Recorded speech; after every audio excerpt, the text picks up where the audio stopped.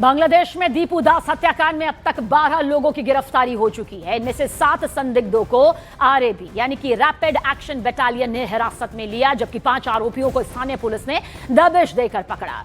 इस मामले में सरकार के रुख की कड़ी आलोचना के बाद अंतरिम पीएम मोहम्मद यूनुस का बयान भी सामने आया। उन्होंने इस हत्याकांड की कड़ी निंदा की। यूनुस सरकार की तरफ से कहा गया कि नए बांग्लादेश में सांप्रदायिक हिंसा या मॉब लिंचिंग की कोई जगह नहीं है। सरकार की ओर से कहा गया कि दोषियों के खिलाफ सख्त कानूनी कार्रवाई की जाएगी और किसी को बख्शा नहीं जाएगा। वहीं जांच में बड़ा खुलासा हुआ। खुलासा ये बांग्लादेशी अधिकारियों और पुलिस की अब तक की जांच में सामने आ चुका है कि दीपू दास पर लगे इस निंदा के आरोपों का कोई सबूत नहीं मिला है।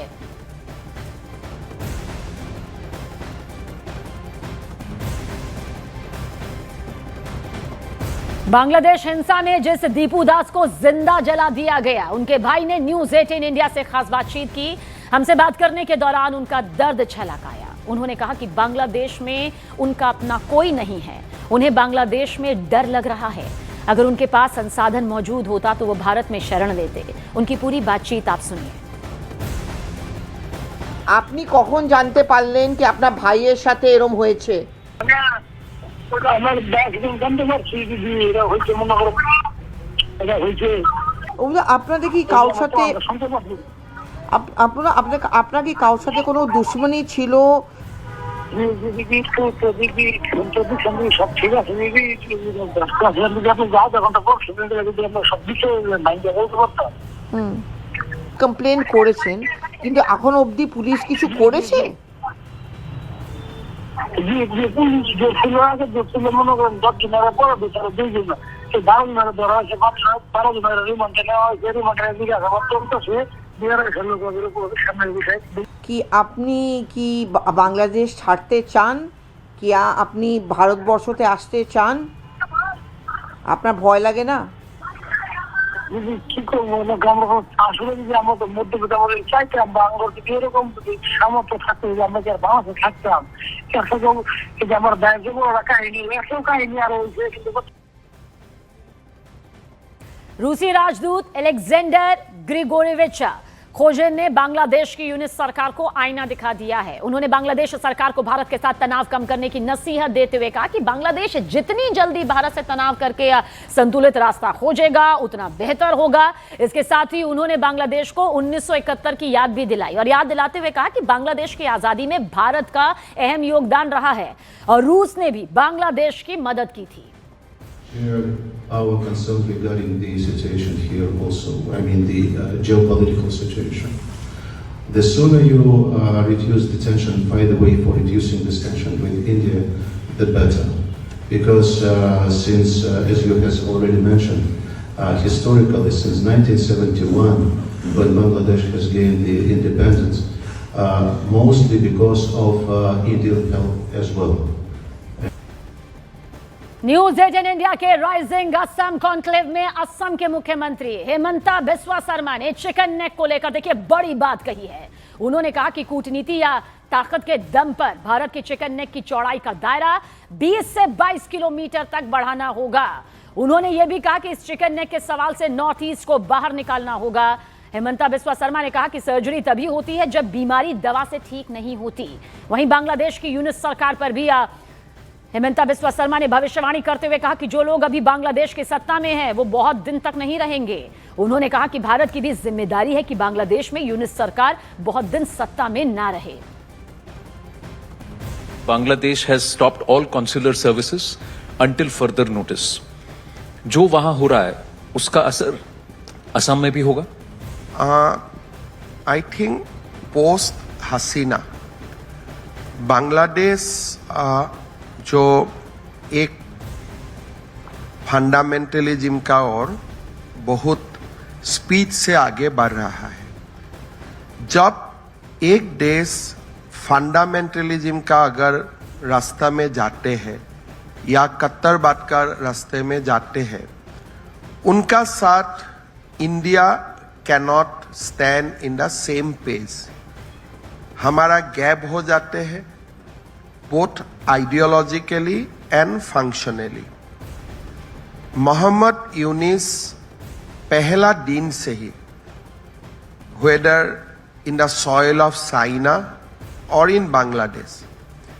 उन्होंने North East is connected to India through a chicken neck.